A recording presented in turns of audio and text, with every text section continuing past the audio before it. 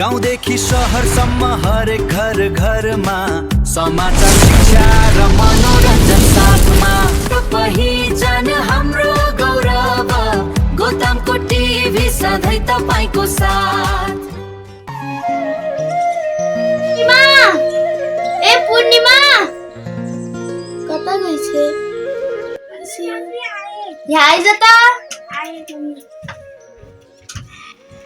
बस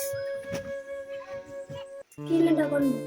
काम थियो त गोड्न जान तेरो साथीलाई बोलाएर। ल गई है। दिदी कहाँ गइछे? खैरे हुनुहुन्छ साथीहरू भेट्दै हामी टाइमहरू जान्छौँ ल। हो भेट ल ल यहाँ त तल दिदीहरूलाई पनि भनेर आऊ। त काम तिनीहरूलाई भन्नु म खानापिना बनाएर राख्छु। हस् मम्मी जाऊ कान्छी।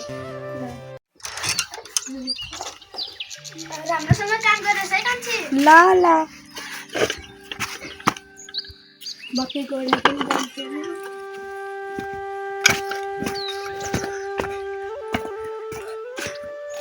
दिदी ओ अस्मिता दिदी।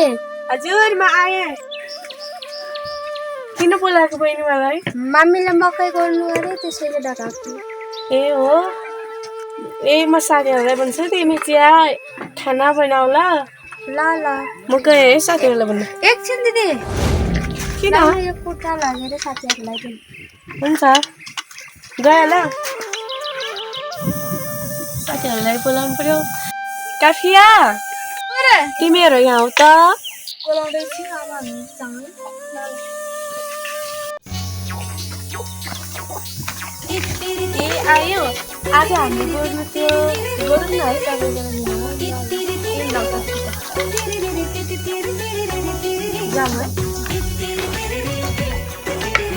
आज त गएर तिर मैले गर्नु कसरी फेरि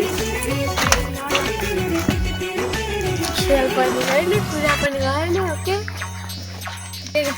हुन्छ ल अब कम त पनि आइपुग्यो गरौँ है। आकाशमा जाऊ।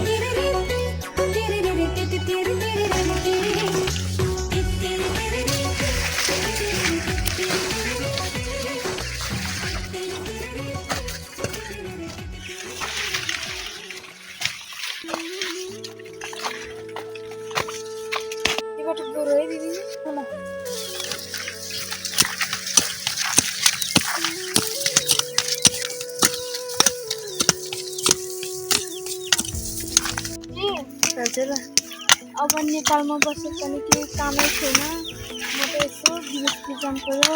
भाइहरू पनि सानो छन्। आमा पनि बुढी हुनुहुन्छ। ए जाउँ करिस्मा हामी।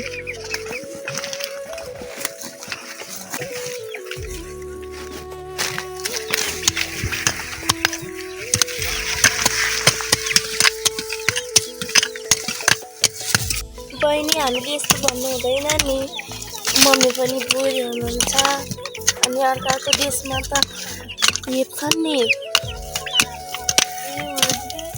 हो नि उनीहरूको भाषै बुझिँदैन।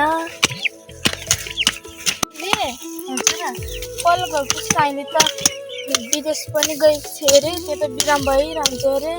हुन पनि हो दिदी। अर्काको ठाउँ त हुन पनि हो त नि। अर्काको देशमा कहाँ राम्रो हुन्छ अरे बहिनी।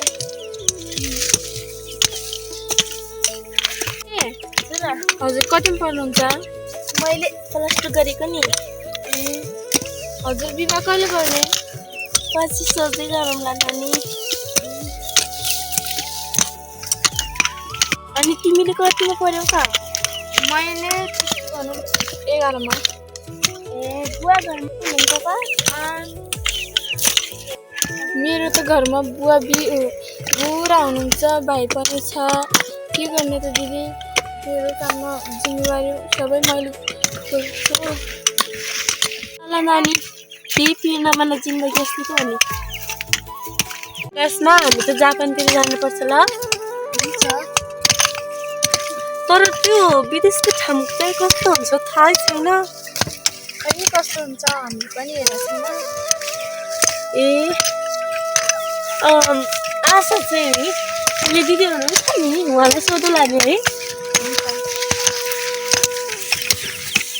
अनि ठुलबुवा चाहिँ कस्तो हुनुहुन्छ नि करिश्मा? बिरामी हुनुहुन्छ। अच्छा, अनि तपाईँको बुवा चाहिँ कस्तो हुनुहुन्छ? कस्तो हुनु नि? कस्तै छ। जरी जार खाँदैछु त मान्छेलाई के भन्नु? खै पढाइ पनि होला जस्तो ठान्दिनँ बहिनी। अब बनाउनु पर्ला जसरी पनि पढाइ। आफै कमाएर भयो नि आफ्नो पढाइ गरेपछि बहिनीको पढाइ बहु गरिदिनु पर्ला। अहिले ऊ पनि 8मा पढ्दैछ। के भन्नु र उसको बारेमा पनि? आमा पनि त्यस्तै बिरामी रह्यो भने जारिएको बारेमा के कुरा गर्नु? कान्छी आएर छिटो तिनीहरूसँगै गर्नुपर्छ नि पनि। आए मम्मी अहिले छिटोसँगै जाने। ल जाने ठाउँला नि।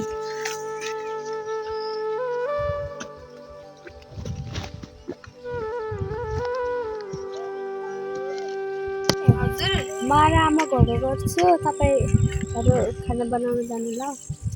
तपाईँ एउटा कुटा तार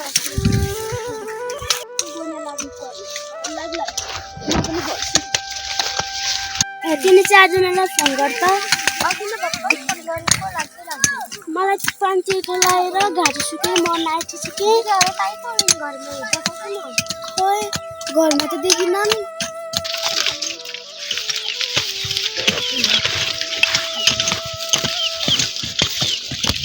शान्ति पानी ल्याऊ।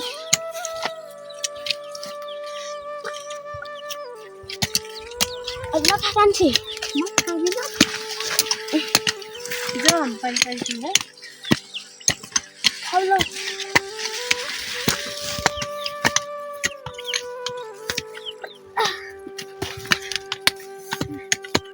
जाम जाम हुन जान्छ हामी पनि जाम। एकछिन है, म मकै उम्काएको छु त्यो ल्याउँछु ल। म पनि थाकेँ जाम र एक कुटा ल्याउँ।